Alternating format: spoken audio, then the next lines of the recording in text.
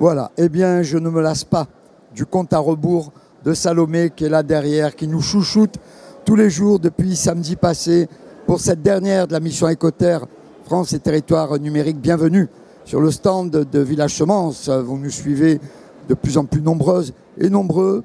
C'est au hall 2.2, c'est ici et nulle part ailleurs. Vous voyez, j'en perds pratiquement la voix, mais ça va le faire, comme on dit. La cybersécurité dans le monde rural et agricole, le monde rural et agricole ne sont pas épargnés par la cybercriminalité. Il ne faudrait pas qu'ils soient les grands oubliés de l'histoire. Finalement, nous sommes, par les temps qui courent, toutes et tous concernés par la cybersécurité. Avec moi pour répondre aux nombreuses questions que je me pose, que vous vous posez sans doute, Pascal Cornu.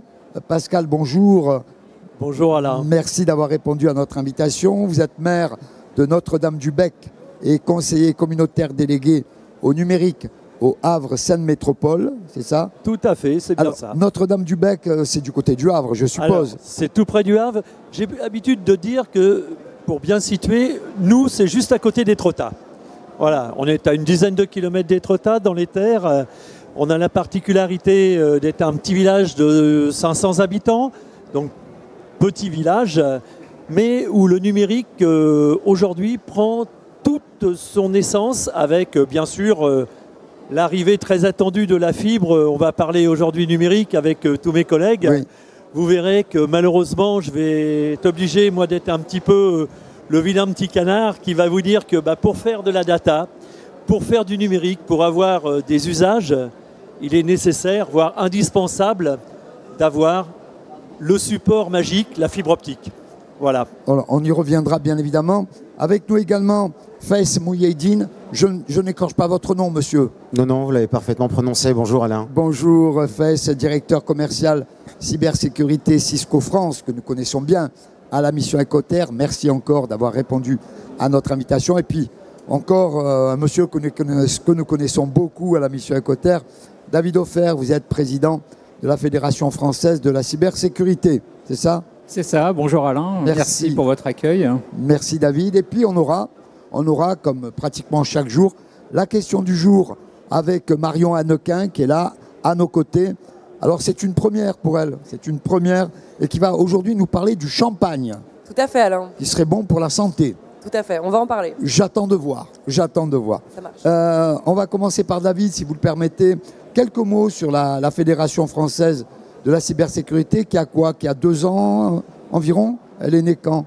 Alors elle est née en fait il y a un peu plus longtemps que ça, mais en raison de la crise sanitaire, nous n'avons pas pu lancer comme nous le souhaitions en fait la communication autour de la fédération. Donc la fédération, elle a pour vocation de réunir les acteurs qui souhaitent s'impliquer dans la cybersécurité et d'apporter en fait un soutien civil, citoyen à l'État, qui a déjà de belles organisations, mais qui manquait en fait d'une vision citoyenne et civile sur cette partie cybersécurité. Donc notre travail en fait, c'est d'accompagner les territoires, d'essayer de défendre un petit peu le tissu économique français sur ces problématiques de cybersécurité, où finalement on rencontre énormément de problèmes, hein. Alors des problèmes technologiques, des problèmes organisationnels, des problèmes humains, mais aller à la rencontre des territoires, c'est extrêmement important parce que, comme on le sait, il y a beaucoup de concentration dans les grandes villes et très souvent les territoires sont un peu les oubliés. Et donc il fallait absolument essayer de remettre du lien entre ce qui peut se faire en cybersécurité et les territoires, entre les services de l'État et les élus, les collectivités, les mairies, monsieur le maire, mais également les entreprises notamment de proximité qui peuvent aller accompagner les TPE, les PME qui sont victimes aussi des cyberattaques. Parce qu'on parle beaucoup des grands groupes, mais on oublie aussi qu'il y a beaucoup de TI, de PME, de TPE qui sont victimes de ces cyberattaques et qui, pour beaucoup d'entre elles, après une paralysie totale, disparaissent dans les mois qui suivent Et cela pénalise fortement non seulement le tissu économique, mais également l'emploi, puisque finalement, vous vous retrouvez avec un grand nombre de salariés qui perdent leur emploi suite à ces cyberattaques, de quelque nature qu'elles soient par ailleurs. Oui. Alors, vous parliez des organismes ou des organisations d'État. Vous travaillez avec eux je pense par exemple à cybermalveillance.gouv et avec d'autres. Alors bien sûr, il n'y a pas que, il y a l'ANSSI, l'Agence nationale de la sécurité des systèmes d'information, qui est une agence qui dépend des bureaux du Premier ministre, avec laquelle nous sommes en relation. Il y a aussi le ComCyber de la gendarmerie, qui participe activement à nos travaux et que je remercie d'ailleurs parce que nous faisons un beau travail ensemble. Et c'est ces cheminements et ces relations de proximité qui vont permettre de créer ce dynamisme et ces liens de proximité en fait avec les territoires. Et ça, c'est quelque chose d'extrêmement important. Et je vous remercie d'ailleurs de m'avoir invité aujourd'hui parce que le secteur de l'agriculture, le secteur on va dire de l'agroalimentaire dans son ensemble n'est pas épargné. Et oui. Quand on regarde un petit peu la chaîne de valeur de ces métiers, on a plusieurs milliards d'euros qui sont en jeu avec des centaines de milliers d'emplois derrière. Et nous, on le vit, on le voit, hein, il y a des cyberattaques sur ces métiers, sur ce secteur d'activité qui est paradoxalement très souvent ignoré et oublié en fait de ces problématiques-là.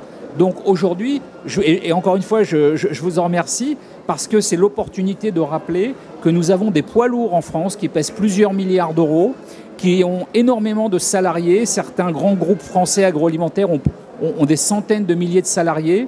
Alors bien sûr, ils ne sont pas juste naïfs, mais ils prennent aussi des mesures. Mais c'est important également de penser en fait à toute cette filière qui est également victime en fait de cybermalveillance. Alors, David, vous parliez des grandes entreprises françaises et internationales qui travaillent sur la cybersécurité.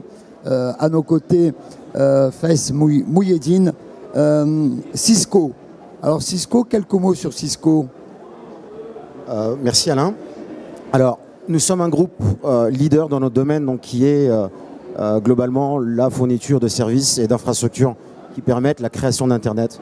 Donc on crée des ponts entre les personnes, ça leur permet de communiquer. Donc c'est une société qui a quasiment 40 ans, qui est née en 1984 avec les premiers emails échangés grâce à nos technologies et qui s'est développée avec plusieurs autres technologies de communication, bien sûr de cybersécurité. On permet aux routes de l'information de se créer, aux personnes de se connecter et ainsi échanger sereinement sur des réseaux qui soient stables et en toute sécurité. Alors, une phrase qui revient beaucoup chez Cisco et ailleurs, une attaque, on ne peut pas dire que ça n'arrive qu'aux autres. Vous savez, c'est comme les accidents de voiture ou la maladie grave. Ça arrive aux autres. Eh bien non, ça n'arrive pas qu'aux autres. Hein? Oui, alors à l'échelle de la planète, ce qu'on remarque, c'est que les attaques sont finalement souvent les mêmes, dans des secteurs qui sont divers, avec une simplicité d'exécution qui paraît en tout cas reproductible, puisque les assaillants se partagent des informations, sont organisés en grappes de raisin, un peu de manière atomique, et s'échangent énormément ou de principes ou de techniques d'attaque. Après, elles touchent tous les secteurs, bien sûr, avec une facilité déconcertante quand elles touchent des acteurs qui sont moins protégés, qui sont plus concentrés dans l'outil industriel, par exemple, et moins dans l'outil de communication. Oui.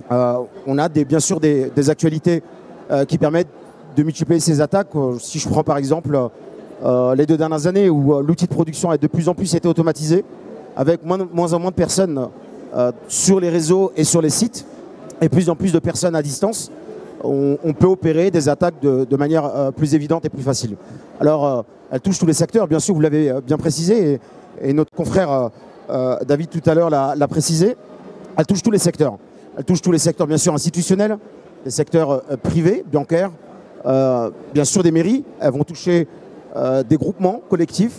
Elle peut toucher aussi, bien sûr, le secteur, on va en parler tout à l'heure, agraire, avec plusieurs zones qui peuvent avoir un impact vraiment considérable.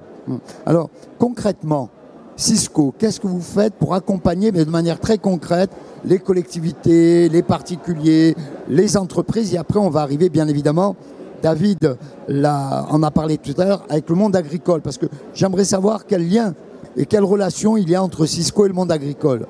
Alors, Le lien d'abord, c'est que le monde, quand on parle du secteur agroalimentaire ou agricole, c'est très vaste. Il y a toute une filière, bien sûr, avec divers acteurs qui ont un rôle de production, de distribution, de transformation. Et ça nous paraît essentiel, en tout cas, d'être proche de ce monde-là et de comprendre que ces filières peuvent être engagées. Certaines font partie d'un OIV, c'est-à-dire d'opérateurs d'importance vitale. Surtout vu l'actualité, en tout cas géopolitique en ce moment, on voit bien que tout ce secteur pourrait être touché. Il peut être mis à mal déjà d'un point de vue aujourd'hui lié aux sanctions de pays producteurs qui sont fournisseurs, mais ils peuvent être mis à mal aussi par du sabotage. Oui. Évident, ça peut être aussi lié à une demande de rançon ou pour avoir un impact directement sur les civils et bien sûr sur leur quotidien. Bien sûr. Donc pour nous, c'est très important. Ça se décline en différentes manières. Si je prends par exemple le risque en tant que tel qu'on le voit, c'est d'abord sur les réseaux. La donnée transite sur des réseaux de plus en plus, en tout cas distribués, directement sur les sols qui produisent de l'agriculture, au niveau de l'agriculture jusqu'à la filière de distribution. Les réseaux sont bien sûr aujourd'hui étendus, communiquent, font passer de la donnée parcellaire par exemple. Ça peut être de la donnée sur des prix, ça peut être de la donnée sur des informations qui vont concerner directement la production et qui vont par exemple concerner de l'élevage, des données par exemple de climatisation qui peuvent être mises à mal, des usines qui peuvent être interrompues en tout cas sur la climatisation qui peuvent par exemple toucher un secteur bovin.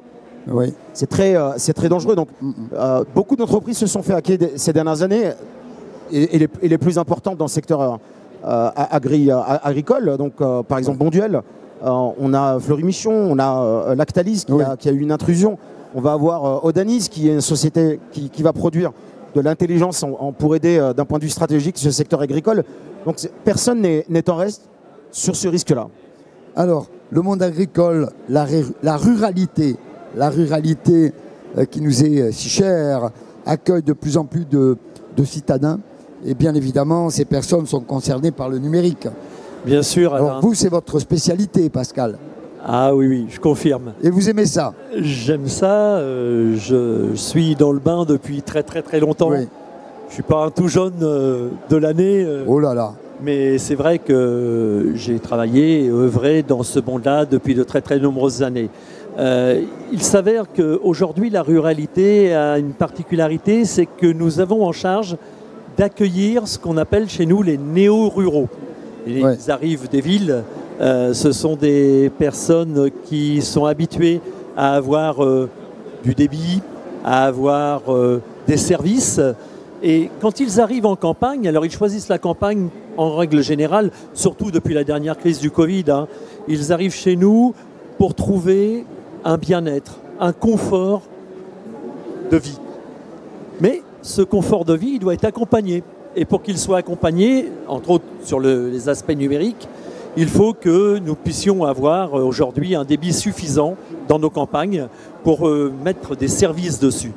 Alors c'est vrai que ces services, on en met de plus en plus. Les maires ruraux sont très très actifs aujourd'hui en matière de numérique. On essaye, pour exemple, de mettre en place des maisons rurales dans lesquelles on va donner la possibilité aux gens de venir utiliser les moyens informatiques. Et puis, de plus en plus, vous avez aussi des sortes de petites éco-fermes qui se créent. Ces éco-fermes, elles sont destinées au télétravail. Alors, ça peut paraître anecdotique, ça ne l'est pas du tout. Aujourd'hui, dans les villages qui nous entourent, en tout cas en Seine-Maritime, des centres comme ça, il y en a une bonne trentaine. Et les néo-ruraux qui arrivent viennent travailler dans ces structures quand ils n'ont pas chez eux les moyens, effectivement, d'avoir un débit suffisant pour pouvoir faire du télétravail dans de bonnes conditions. Alors, y a-t-il une cybersécurité des villes et une cybersécurité des champs? Qui veut répondre? Pascal? Oh oui, si tu veux. Alors, Ouais. oui, il y a aujourd'hui une cybersécurité des villes. Ça, c'est indiscutable. Aujourd'hui, Cisco, qui est un acteur majeur dans ce domaine, vos confrères aussi de chez Nokia travaillent alors en parallèle d'ailleurs avec vous. Nous, on les a sur le secteur de la métropole du Havre. On travaille sur des expérimentations vraiment très poussées dans le domaine de la cybersécurité. Vous savez, quand vous avez à gérer un port, c'est un endroit où arrivent des tas de marchandises, mais aussi où transitent beaucoup de matériel, on va dire, stratégique. Surtout en ce moment, on le voit, Oui.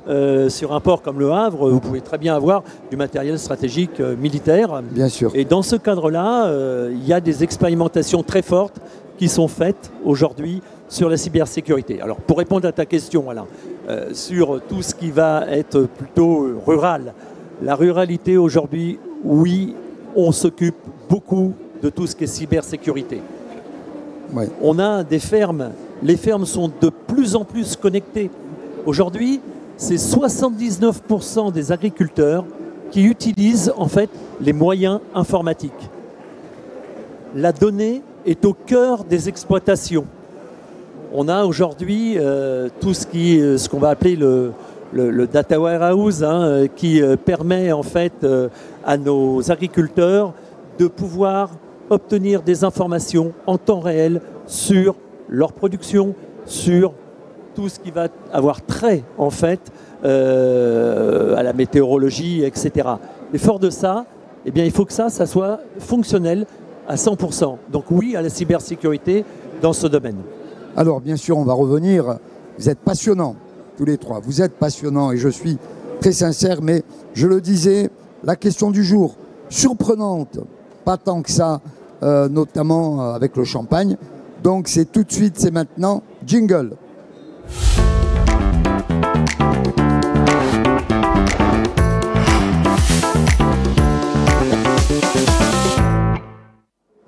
Voilà, alors à nos côtés, Marion Hannequin. Marion, rebonjour. Rebonjour Alain. C'est une première.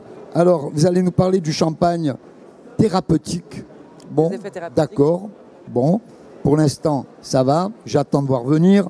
Alors, champagne, bulle, événement, compagnon festif ou pas, toujours avec modération. Toujours avec modération. Le champagne sans raison particulière. Mais est-il vraiment bon pour la santé ?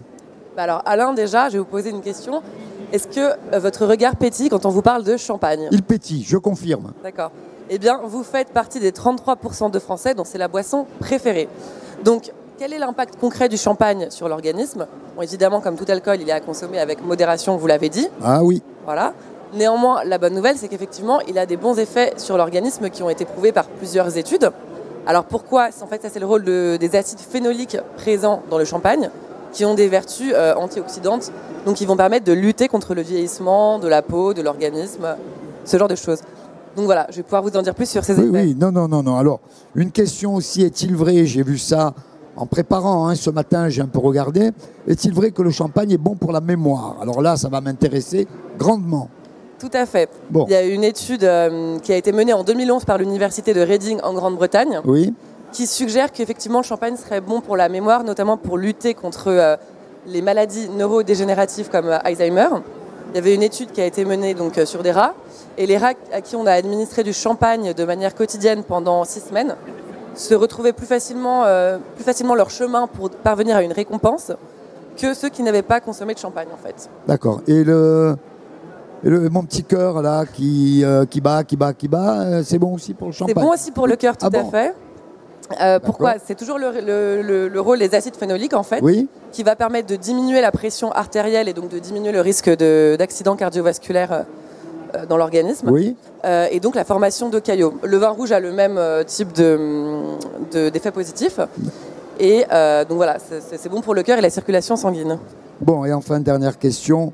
J'en parlais, modération, mais méfiance quand même. Méfiance quand même. Alors il y a un autre effet dont on n'a pas parlé, Alain, qui est l'effet de euphorisant en fait, que peut avoir le champagne sur l'organisme, grâce au zinc, au magnésium et au potassium. Et ça, c'est un effet qui a été constaté de longue date. le docteur Lobenstein-Lebel le constatait déjà en 1817. Méfiance néanmoins, vous avez raison, puisqu'évidemment, comme tout alcool, modération. Il ne faut pas perdre de vue les effets largement avérés du champagne, les effets négatifs sur l'organisme.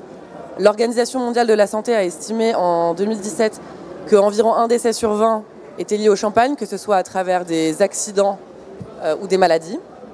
Et donc, la question effectivement qu'on peut se poser, parce que là, par exemple, le champagne est largement représenté sur le salon de l'agriculture. Oui. Donc, quoi consommer, comment consommer?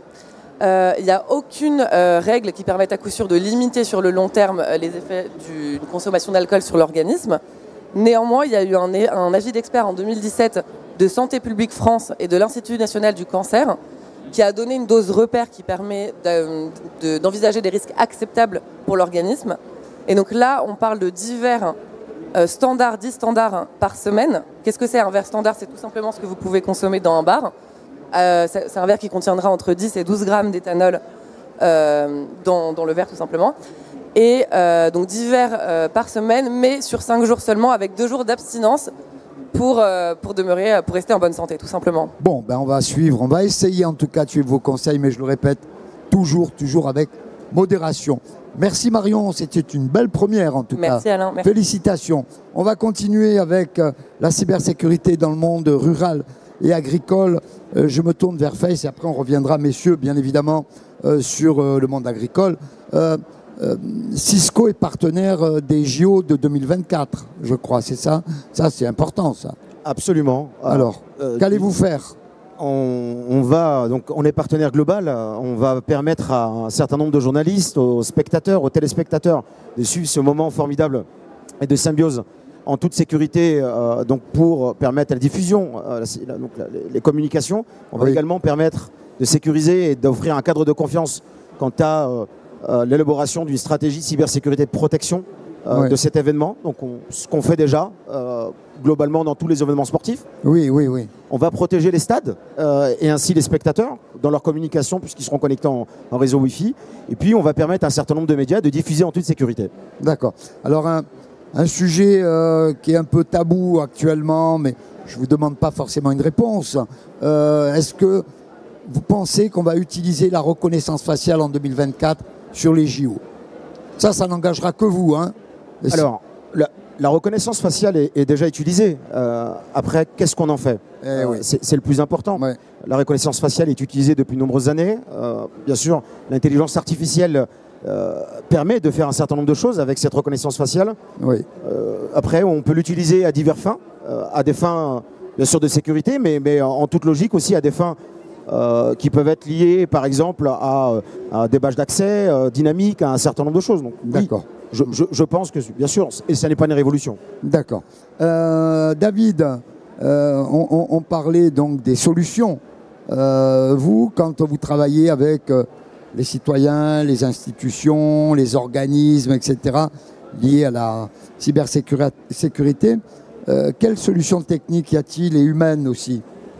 Parce que je dois vous avouer quelque chose, c'est que j'ai l'impression que nos élus, j'en ai un ici en plateau, ça ne vous concerne pas, que nos élus prennent la cybersécurité de très loin, chez nous dans notre pays. Je pense même que nous ne sommes pas prêts. S'il y a une grosse attaque, on parle de l'actualité, je pense qu'on n'est pas prêt. Alors vous allez peut-être sans doute pouvoir m'éclairer. David. Alors, effectivement, mais il n'y a pas que les élus qui regardent ça de loin. Beaucoup de chefs d'entreprise regardent ça de loin. Beaucoup, on fait un énorme travail de communication sur les enjeux de la cybersécurité parce qu'aujourd'hui, beaucoup de personnes n'ont pas conscience en fait des enjeux qui sont derrière.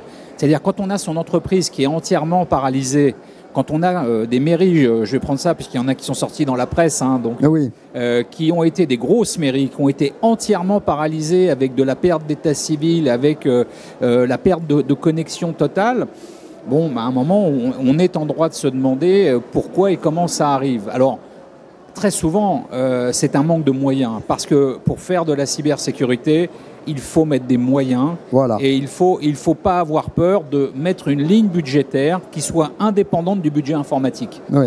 Il y a même quelques recommandations. Alors, je ne me risquerai pas sur les recommandations en tant que telles. Je vais juste citer les chiffres qui sont parus. On parle de 10 à 15% du budget informatique uniquement dédié à la cybersécurité. Mais j'y mets un bémol, ça peut dépendre du secteur d'activité. Sur certains secteurs d'activité, il faudrait augmenter ce budget. Sur d'autres, ce serait une forme de minima. Oui. Alors, les moyens. La première chose, c'est qu'il faut savoir que 80% des attaques sur les entreprises, c'est la plupart du phishing. Le phishing, c'est un utilisateur qui a appuyé sur un lien sur lequel il ne fallait pas qu'il clique, grosso modo. Donc ça, c'est un vrai sujet, c'est la sensibilisation des utilisateurs. Oui. D'ailleurs, on a créé un nouveau métier à la Fédération française de la cybersécurité qui s'appelle l'assistant cyber. Oui. Donc ce cyberassistant a pour rôle d'accompagner dans les entreprises, les mairies, les collectivités qui voudront bien les embaucher, les utilisateurs pour faire justement ce travail de communication et leur expliquer en fait la méthodologie de prévention quant à l'utilisation, ce qu'on appelle du poste de travail, oui. et donc de l'environnement numérique dans lequel ils évoluent. Donc ça, c'est le premier point. Ensuite, il y a un point, on va dire, qui est extrêmement important et qu'il faut savoir, c'est que la plupart des attaques, elles ne surgissent pas d'un chapeau. En fait, les attaquants passent par des failles qui sont connues. Donc en fait, dans tous les systèmes d'information, il existe ce qu'on appelle des vulnérabilités.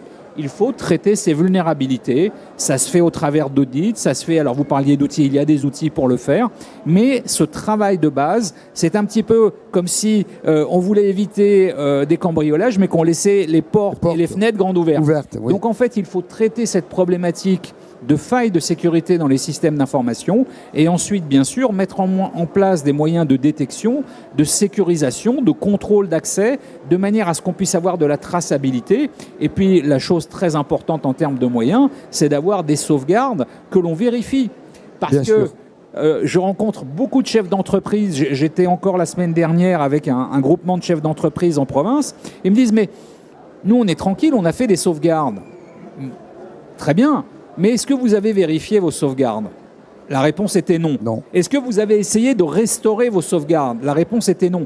Et en fait, les virus, je parle de virus pour simplifier et pour que tout le monde nous comprenne, les nouvelles typologies d'attaques aujourd'hui attaquent les sauvegardes. C'est-à-dire qu'en fait, vous croyez que vous faites des sauvegardes, mais le jour où vous allez vouloir les restaurer, eh bien, ça ne fonctionnera pas. Et c'est à ce moment-là que les demandeurs de rançon, pour la plupart, vous tiendront pieds et poings liés parce que vous n'aurez pas d'autre choix que de payer ou de perdre l'intégralité de vos données. Oui. Face, quels seraient les conseils ou recommandations à retenir ? On a vu David l'évoquer, mais au niveau de Cisco. Alors, il y a le premier conseil, c'est d'abord avoir bien sûr des gens qui soient éduqués sur le sujet et qui soient sensibilisés. Le risque est très vaste en fait, hein, puisque tout à l'heure on a évoqué, il est à tout endroit. Une chaîne d'attaque s'applique à travers un partenaire tierce, directement sur une organisation, sur un utilisateur. Bien sûr, le risque existe toujours, donc oui. C'est d'abord la prise à mesure de ce risque-là. C'est exécuter une protection qui soit en tout cas relayée par l'utilisateur, et ces utilisateurs doivent être sensibilisés, comme tout à l'heure on l'a dit. Nous, en tant qu'acteurs majeurs, donc on axe énormément notre travail dessus. Le risque peut être contenu aussi. Et donc ça veut dire que toutes les organisations qui sont protégées, et même de manière mineure, doivent comprendre qu'ils doivent avoir une procédure à un moment pour contenir une attaque. Ces attaques-là peuvent anéantir l'entreprise, tout à l'heure vous l'avez dit, David, mais elles peuvent aussi anéantir tout un écosystème d'entreprise et des partenaires, et ainsi aller jusqu'à l'utilisateur qui consomme de l'agroalimentaire par exemple. Et donc c'est considérable. J'ai un exemple d'attaque là qui me vient en tête, qui aux États-Unis. Et donc vous allez voir qu'une attaque peut se faire par rebond. Un producteur d'électricité, donc Colony Pipeline, qui produit l'électricité sur toute la côte est des États-Unis, a mis à mal l'ensemble des producteurs et en tout cas des éleveurs bovins qui n'avaient plus d'électricité, qui n'avaient plus de climatisation, qui n'étaient plus connectés à ce réseau-là. Et c'est une cyberattaque qui a endommagé l'ensemble d'une filière, et ainsi jusqu'aux consommateurs. Et ça pendant plusieurs jours. Donc vous voyez bien qu'à tout moment, tous ces acteurs-là et sur toute la filière doivent être sensibilisés, formés et comprendre la mesure du risque. Alors former et après on terminera par Pascal si vous le permettez. Former, c'est ce que fait aussi la Fédération française de la cybersécurité. Tout à fait, puisque je l'évoquais, nous avons créé ce nouveau métier d'assistant cyber, donc qui est destiné à accompagner les mairies, les collectivités, les entreprises dans finalement cette méthode de communication autour des problématiques du numérique dans les entreprises. Et donc on a créé la formation qui va avec. Et donc on recense aujourd'hui un grand nombre, et on continue d'en recenser tous les jours, des centres de formation qui adhèrent à la Fédération française de la cybersécurité pour pouvoir dispenser ces formations. On a des chambres de commerce qui également vont dispenser ces formations. Elles ont commencé déjà aujourd'hui, de manière à pouvoir, j'allais dire, optimiser cette cyberdéfense du tissu économique et justement pouvoir améliorer la cyberdéfense. Pascal, le mot de la fin. Oui. Vous le disiez tout à l'heure, vous qui avez une longue expérience en matière de numérique, quel regard vous portez sur ces attaques de plus en plus incessantes qui partent du particulier aux collectivités, aux entreprises? La guerre d'aujourd'hui, peut-être celle de demain, enfin on ne l'espère pas, c'est vraiment une guerre informatique. Alors, moi je crois qu'effectivement, on a mis au cœur, que ce soit du monde rural comme du monde des entreprises, on a mis la donnée au cœur aujourd'hui de tous nos métiers, y compris ceux du monde rural. Oui. Mes collègues agriculteurs dans les petits villages, ils utilisent tous, on l'a vu tout à l'heure, je l'ai précisé, des données, des métadonnées, ça vient du big data en fait. Si le big data est attaqué demain, je rejoins complètement mon collègue de Cisco, comme Denis. Il est clair qu'on peut mettre à bas et à mal une filière complète. C'est très grave. Je pense que tout ça, ça doit passer aussi par l'acculturation. S'il y a acculturation de l'ensemble des acteurs majeurs, que ce soit... on parlait d'entreprise tout à l'heure. Dans une entreprise aujourd'hui, malheureusement, c'est la règle des 80-20, il y a 80% des gens qui vont être très mal à l'aise avec la sécurité informatique. Ils vont recevoir, comme on le disait tout à l'heure, des mails sur leur boîte et le clic malheureux, on ouvre le fichier parce qu'il arrive d'un compte connu. Et là, c'est l'attaque et ça peut être catastrophique pour une entreprise. C'est vrai pour nos toutes petites fermes agricoles. C'est la même chose. Oui. Demain matin, une ferme qui se retrouve attaquée par un ransomware, par quelque chose de basique, eh bien, la production, je pense à mes producteurs laitiers, la production s'arrête. Ouais. On est incapable de dire ce qu'on a dans les tanks de lait. Et du coup, on les jette. Donc c'est vraiment, oui, c'est vraiment quelque chose dont il faut absolument s'emparer. Je pense que la cybersécurité, ce n'est pas un enjeu banal. Il faut vraiment le prendre au sérieux. Ça n'arrive pas qu'aux autres, on est d'accord. Et oui. Messieurs, madame, en tout cas, merci. Vous êtes passionnants, on pourrait continuer comme ça encore très très longtemps. Hélas. On arrive au terme de ce nouveau numéro de Parole d'experts. Et puis on arrive au terme de notre semaine avec la mission Écoterre France et territoires numériques. Vous voyez, j'en ai perdu pratiquement la voix, mais ça va aller. Ça a été un immense plaisir, comme chaque année, de se retrouver sur le plateau TV de Village Semences by Semae. Et puis un grand merci, bien évidemment, aux émotionneurs, sans qui rien ne serait possible. Quentin Lemias, qui m'a accompagné et aidé à préparer toutes ces émissions tout au long de cette semaine. Salomé, qui est par là. Alors, je ne pourrais pas tous citer, mais ils se reconnaîtront. Beaucoup d'amitié, en tout cas beaucoup de professionnalisme. Prenez soin de vous, on se retrouve l'année prochaine, c'est sûr. Certains, rendez-vous est pris. Hall 2.2, c'est ici que ça se passe et nulle part ailleurs. Vous continuez à nous suivre. À très bientôt, prenez soin de vous. Bye bye.